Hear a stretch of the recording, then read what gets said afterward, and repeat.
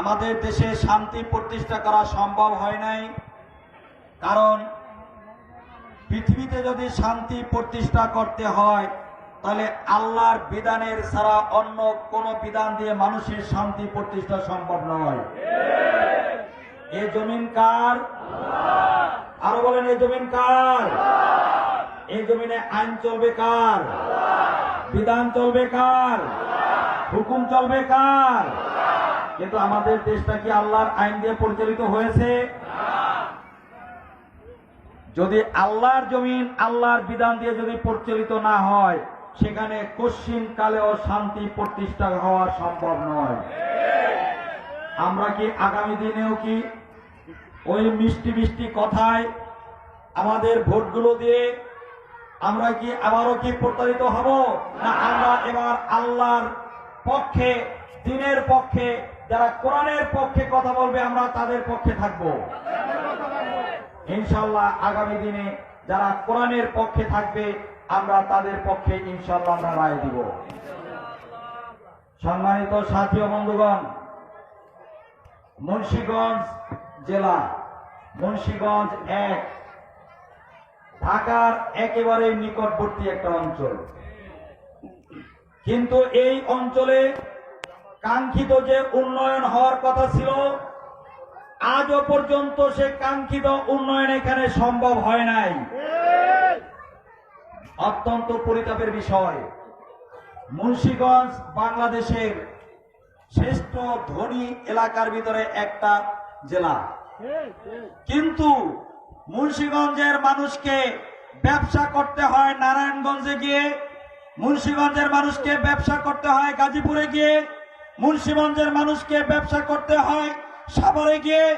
মুন্সিগঞ্জের মানুষ মুন্সিগঞ্জে ব্যবসা করতে পারে না, তার অন্যতম একটা কারণ এই মুন্সিগঞ্জে গ্যাস লাইন না থাকার কারণে। ইনশাআল্লাহ আপনাদের দোয়া নিয়ে, যদি আপনাদের সমর্থন নিয়ে এমপি নির্বাচিত হতে পারি, আমার প্রথম কাজ হবে এই মুন্সিগঞ্জ 1 আসনে গ্যাস লাইন স্থাপন করা। আমরা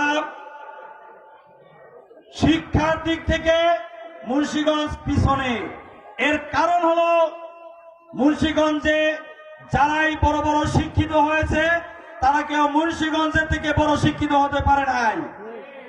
আজও পর্যন্ত আমাদের মুন্সিগঞ্জে একটা বিশ্ববিদ্যালয় নাই।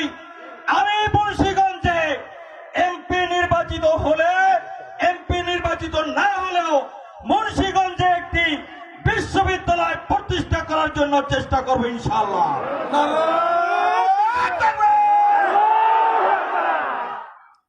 এবং মুন্সিগঞ্জে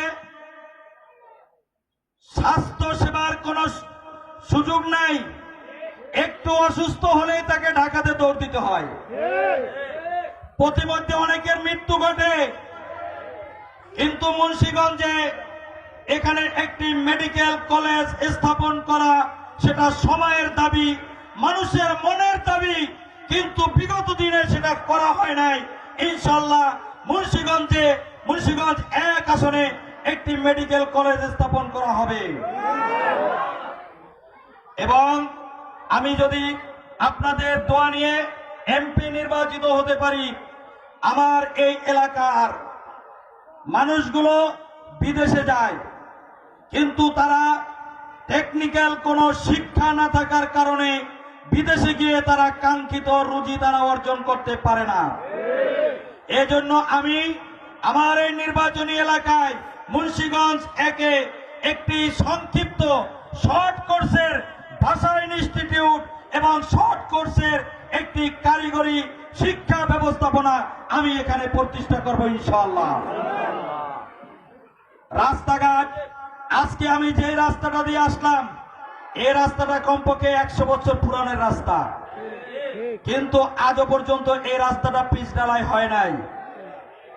ইনশাআল্লাহ আমি আপনাদের কাছে ওয়াদা করতেছি, আমি নির্বাচিত হলে মুন্সিগঞ্জের প্রত্যেকটা অঞ্চলের প্রয়োজনীয় সকল রাস্তা, কালভার্ট, ব্রিজগুলোকে উন্নয়ন করব, মেরামত করব, নির্মাণ করব এবং মুন্সিগঞ্জ 1 আসনের মানুষগুলো স্বাচ্ছন্দ্যে যারা তারা ব্যবসা বাণিজ্য চলাফেরা এবং হাসপাতালে যাওয়া, শিক্ষা প্রতিষ্ঠানে যাওয়া, তাদের দৈনন্দিন কর্মগুলো নির্বিঘ্নে যাতে করতে পারে সে ব্যবস্থা করবো ইনশাআল্লাহ। এখানে আমাদের ভাইরা 3টা দাবি আমার কাছে করেছেন। ইনশাআল্লাহ আমি আজকে আপনাদের কাছে এই কাগজটা আমি নিয়ে গেলাম। শুধু এই দাবিগুলোই নয়, আমি অগ্রাধিকার ভিত্তিতে এই পাটাবক ইউনিয়নে যে 10টি কাজ আমি নির্বাচিত হওয়ার পরে করব, সে 10টি কাজ আপনাদের কাছ থেকে আমি লিখিত নিব এবং আমি নির্বাচিত হলে আমার কাছ থেকে আবার সেই 10টি কাজ আপনারা বুঝে নেবেন। এবং আপনাদের কাছে এইটুকু ওয়াদা করতে পারি,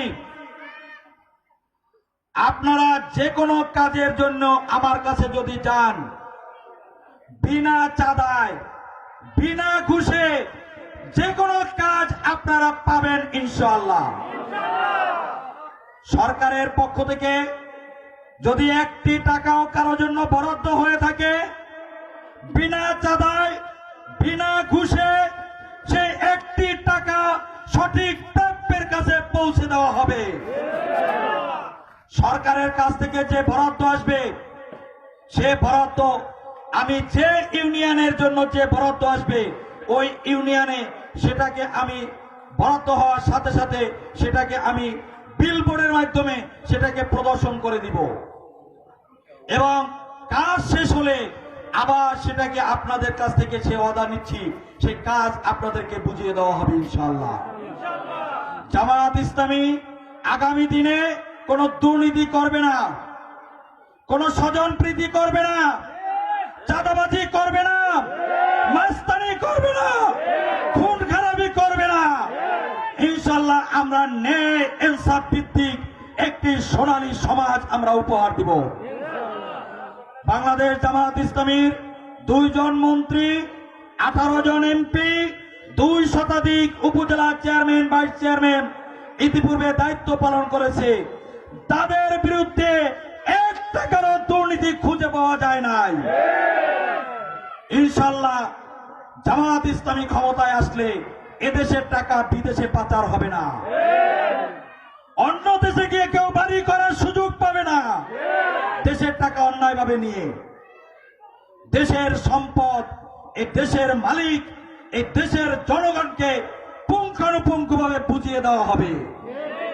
আমরা দুর্নীতি মুক্ত, সন্ত্রাস মুক্ত, চাঁদাবাজ মুক্ত, রাহাজানি মুক্ত একটি সুখী সমৃদ্ধশালী বাংলাদেশ আমরা গড়তে চাই। আমরা কোরআনের আইন চাই, কোরআন ভিত্তিক একটি সমাজ চাই, কোরআন ভিত্তিক একটি রাষ্ট্র চাই এবং আল কোরআন দিয়ে আমরা আমাদের দেশটাকে সুন্দরভাবে পরিচালিত করতে চাই।